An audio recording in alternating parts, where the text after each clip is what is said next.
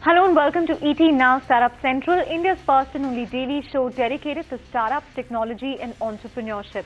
I'm Chandra Shrikant coming to you live from India's startup capital, Bengaluru, and we're keeping it here with a special series that we have brought to you since last week on GST, its impact on internet businesses, its impact on job creation, and today we take it further and tell you how this means big business as far as startups are concerned, because so many startups have really modeled businesses around GST, have created new solutions to really take advantage of the opportunity that GST gives. Now, I'm afraid we haven't been able to feature all of them on our show. We will be doing that in the coming weeks, but to really understand the opportunity for startups, we have three key players who are doing this in their own way joining us on the show today. We have Archit Gupta, the founder and CEO of ClearTax. I'm sure he's been a very busy man in the last few weeks. We also have Balaji Rao, the co-founder of a recently launched startup called GSTSTAR, launched in fact by former Infosys veterans aimed at solutions around GST. We also have Rahul Garg, the founder and CEO of Moglix, a B2B commerce marketplace which now has an inbuilt solution, a GST-ready solution to really help its the sellers on its platform. Thanks so much, all three of you, for joining us here on Startup Central. Archit, I'm going to start with you. So much has been said about the opportunity around GST, but really explain to us what this means for startups and what it means for you in particular. Because people we've been speaking to are saying a lot of opportunities in helping small businesses transition to the GST economy in terms of compliance, in terms of returns, and you've actually invested $5 million in this. So in terms of the returns you've seen so far, the response you've seen so far, take us to the opportunities that you see for a startup in the GST era.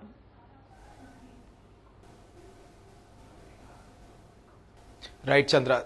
Thanks for having me. I think like the biggest opportunity that we see for the startup community and GST companies, right? Like there are 80 lakh businesses in the country which will need to get GST ready, right? So getting 80 lakh businesses GST ready is going to take like a full village, if you will, right? Like players like us and others will be required to go from the entire process of helping all the way from GST ready invoicing, GST returns, like compliance, legal, advisory. So a lot of job creation will not just happen in the startup and technology community, but a lot of job creation will happen in the areas of the CA firms, people who are going to help in GST compliance from a perspective of advisory, litigation, actually doing the data clerical work, data entry, to all the way from GST filing. The kind of impact and the kind of growth we are seeing has been amazing. Like it feels like such an awesome time here at ClearTax. Like I think every day the office starts at 6-7 a.m. and goes on till 1-2 a.m. I think incredible times, like thousands of users, businesses onboarded every day, and now our count is running into lakhs of lakhs of businesses onboarded, and 1,000+ enterprises onboarded which are using just the GST software that we've produced. So I think a bunch of them are using the invoicing solution. Like number of practitioners, professionals who we serve are starting to use the GST return modules, and a bunch of people are integrating with their ERPs, which like SAP, if you will, Oracle, if you will, Tally, if you will, or Microsoft, if you will, all of them connect to the GST software that we have, that push the invoicing data, sales register, purchase register, and the GRN, etc., which come to our software, and then the GST compliant tax returns are created, the right reports, mismatches, etc., are created, which are then pushed on to the government system. So I think there will be obviously a few large winners, and then there will be a long tail of a lot of players who will help out a very vast community of businesses. And we are seeing demand from remote corners of the country, from Erode to Ernakulam to anywhere in the country. I mean, it's been incredible. I think, but obviously 53% of our demand coming in from the top 7 cities, tier 1, and the rest 47 coming from tier 2, tier 3 cities. So obviously internet driven, right. A lot of it. Right. Arshad, I dare say this is turning out to be your demo moment, so to speak, but in a positive sense. Balaji, come in on that. Arshad gave a sense of, the kind of demand they're seeing. GSTSTAR was launched a few weeks back. So, has that bet paid off for you, quitting a much bigger company, starting this startup just at the time GST was taking off? What kind of response have you seen? And, you've also come up with some cost-effective solutions to target small and medium businesses. So has that really paid off? Oh, definitely. In fact, it's very exciting times for us. Coming from a large company like Infosys and then starting up on our own, and then at a moment where the whole country is going towards a complete technology reform. In fact, GST, the way we see it, it's more of a technology reform as compared to the tax reform itself. And in this context, more and more businesses with the kind of push-pull effect the regulation has got will come into the tax net. In fact, our prediction is that the number of taxpayers would probably jump 3 times to 5 times kind of thing, because there are more taxpayers coming into the net, because that is what is getting incentivized. And also, they need to probably look at proper technology so that they automate the business processes. The way we see it, probably invoice is the king and the reconciliation is the queen. So that means probably you need to raise the invoices properly, keep track of your both sales side and purchase side, and do reconciliation in time so that you can get your right tax credit. So we are actually seeing a lot of people asking for these kind of things, and it has been an exciting time for us. And we definitely are working not only with SMEs. SMEs, of course, is one focus area for us.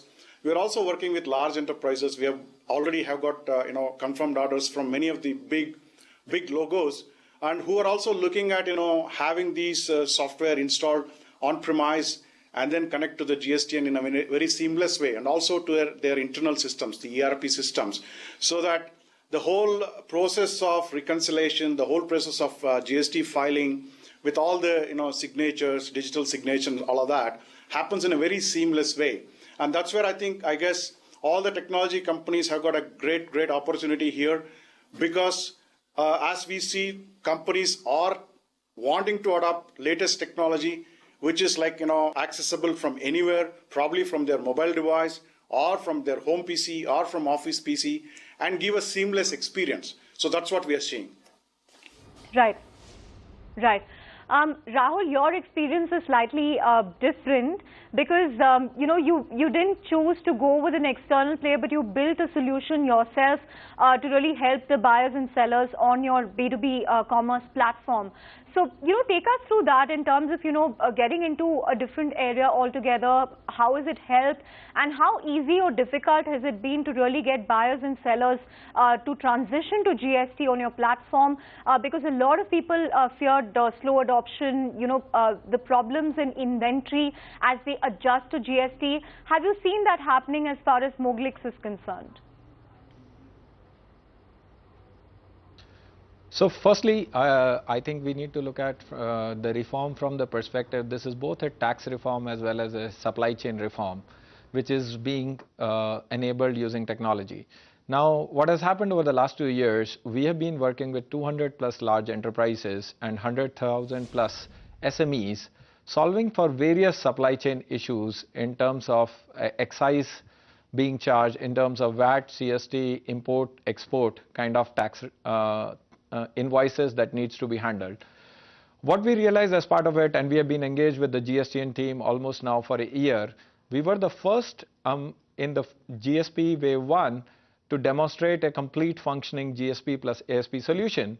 And we realized that many of the suppliers in our ecosystem and this 200 plus large enterprises need a solution from a player who understands their problems, who understands supply chain, who understand the implications that GST will cause for all of them. And we divide them into 5 categories of challenges. The first challenge gets easily solved by ERP upgradation, but then the problem really starts. Second challenge becomes, how do you get your invoicing reconciliation filed in a proper manner where Green GST kind of solution enables you to do that? But doing it just for yourself is not sufficient, because you need to make sure that your entire supply chain is GST compliant. So you need to have a solution for your suppliers, for your dealers, distributors, customers as well.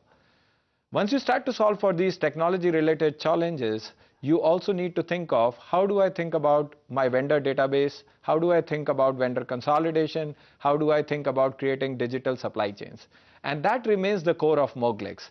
So what we have found, that using the expertise of supply chain, using the challenges that we faced in multiple states on excise, VAT, import and export, we are able to bring a unique supply chain expertise when we go and talk to organizations to make their entire supply chain GST compliant. And that is what we think is the key challenge. It is not a technology alone problem. Right. Rahul, hold your thoughts there. I want to bring in Archit as well. Archit, Rahul making an important point there that, this is not just a tax reform. It's also a supply chain reform, which is why perhaps they felt that companies themselves are better positioned to build these solutions, because they understand the problems of their target audience better. Would you agree? And, how well placed is an external service provider vis-a-vis Moglix itself, which has gone out and built a GST-ready solution for buyers and sellers on its platform?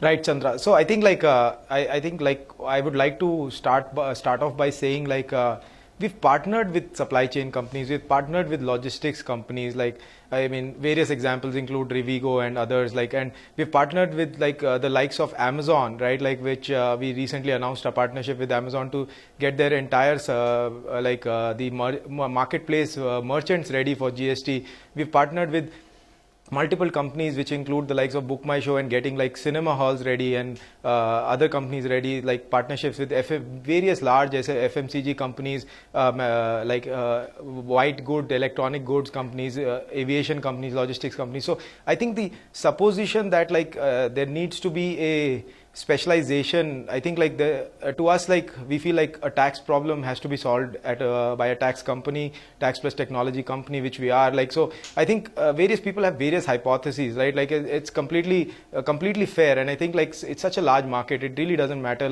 how many players start, how many players attempt the problem, because at the end of the day we are all getting India GST ready, right? So not a very big problem. I think we recently announced partnerships with Oyo, we recently announced partnerships with very traditional companies, etc. Certain work we are doing with Reckitt, certain work we are doing with other FMCG companies. So I think it's really just boils down to a matter of whether it's a supply chain issue, whether it's a services issue, whether it's a whether it could be it really doesn't limit itself to one part of the problem. I definitely strongly agree that GST is a massive supply chain reform and logistics reform. So I think logistics companies, supply chain companies, warehousing companies and B2B platforms are very well positioned to acquire customers at this point. And we recently announced a partnership with Industry Buying, for example. So I think various platforms, various approaches, I think a lot will emerge. We think the specialization that we bring, the tax technology expertise, and then also helping close the loop with the CA and the experts, I think it really makes a difference. I think I completely agree with the point of that the supply chain must get ready, because the input credit is stuck. So that also is something we enable and help with. Right. Archit, playing it safe there, I think, in a way. But Balaji, let me come to you. One point which Archit mentioned is that, it's a big enough market. But looking at it, it seems like, there are so many startups leveraging this GST opportunity in one way or the other. And I'm not even going to talk about the bigger players who are enlisted as GST Suvidha providers. Apart from that, you have so many startups, that are offering GST solutions. Is there enough space for everyone, or, is there now a problem of plenty? And are there too many people offering similar solutions as far as returns and compliance are concerned? Because, this is ultimately a technology platform. I mean, won't businesses figure it out on their own, say 2 or 3 years down the line? See, businesses, I am from an IT background, so I can tell you for that. They have the important decision of build versus buy whenever they are looking at a new product or a platform. So many a times they look around and then make a choice whether we need to build this or buy it. That is one important thing for any IT team of any company for that matter.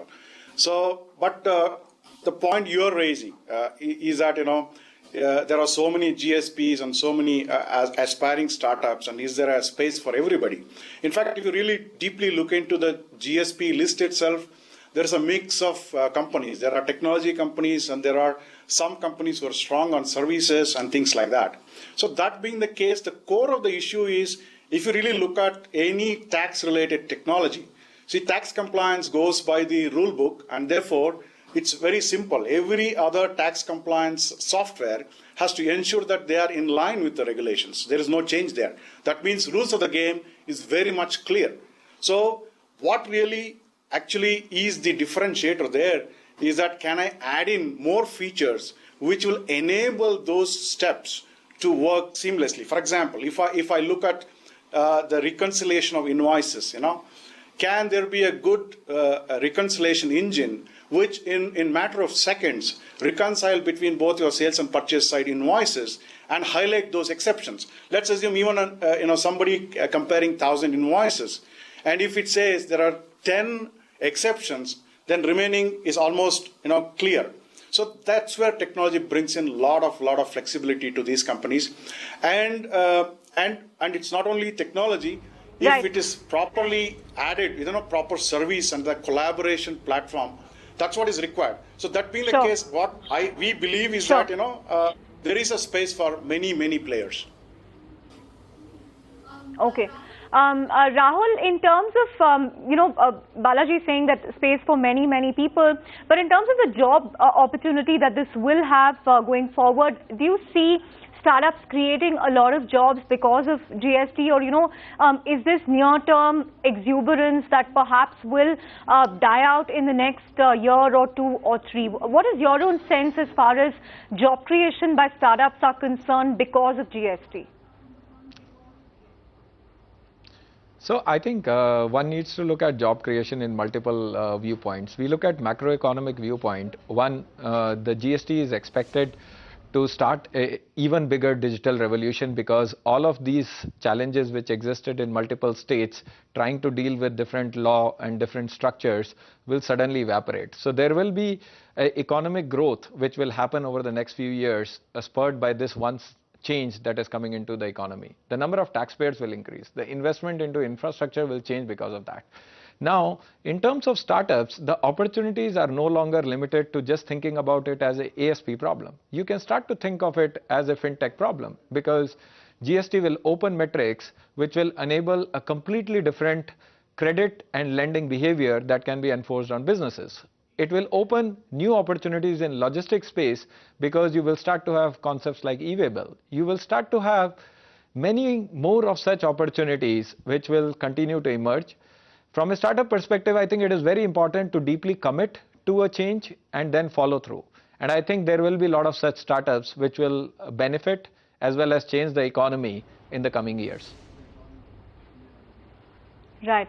Last few minutes left. So, Archit, I'm going to get some estimate from you, considering you've been working on this area for many months now. In your estimate, how many startups are really there to offer GST-related services, whether, it's building interfaces or offering compliance-related services? I mean, the demand for chartered accountants, lawyers, I think has really gone through the roof in the last few months.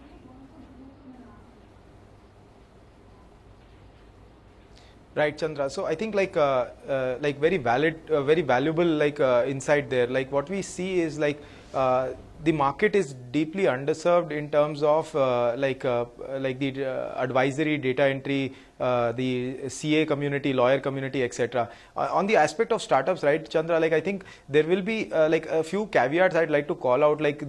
The government portal will also be available. So many startups, if they're not able to differentiate, right, will lose out to, for example, the government portal. So I think not all startups will succeed. Many will start. I think few will see the end of the light. We saw a similar journey with ClearTax when we launched. There were hundreds of startups which we competed against, and then in the consumer tax we have like the like a complete dominance. I think we expect like many people will start during this gold rush phase, but I think like a lot of technology, smaller technology companies will emerge addressing micro niches and niches, so that will work out well. They may not necessarily be VC funded or see like VC level growth. On the other aspect of like services businesses like CA services and other services, massive growth area for at least the next 2 to 3 years, like especially with a lot of new things will emerge in terms of like the servicing part, right? For example, we launched a GST certification e-learning training course and basically certification.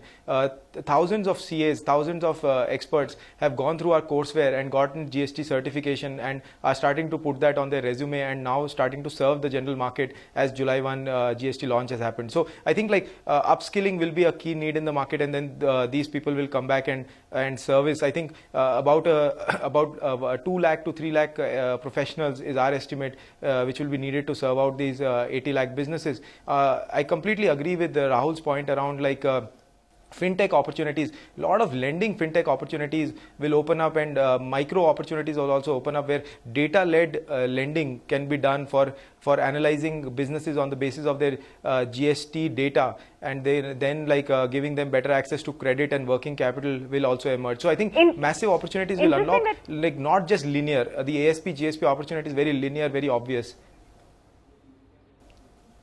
Right. Interesting that you mentioned that, Archit, because it's precisely what Nandan Nilekani also told us in an interview day before yesterday, the huge opportunity that this will have on the formal lending side, because so many of these small businesses will become part of the formal economy, the organized economy.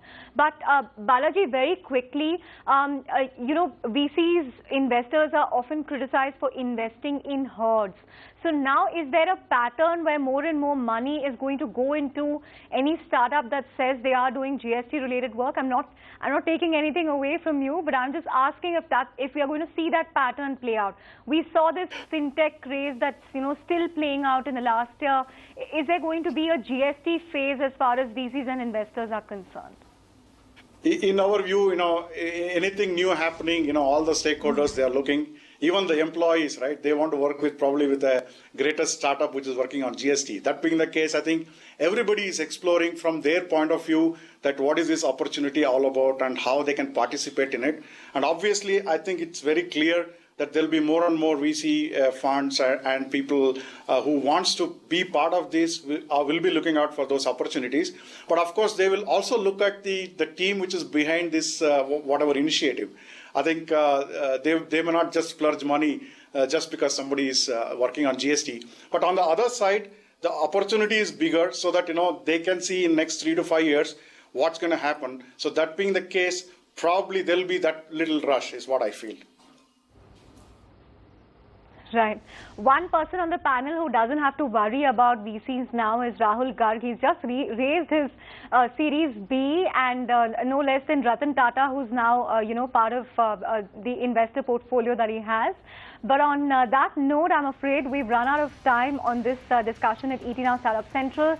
As promised, we are going to bring you more and more startups in the coming weeks who are doing work around GST, but clearly this has opened up a plethora of opportunities, not just direct, but also ancillary opportunities, indirect ones.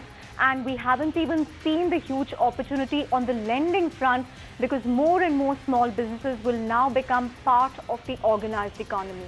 On that note, we come to the end of the show. Thanks so much for watching.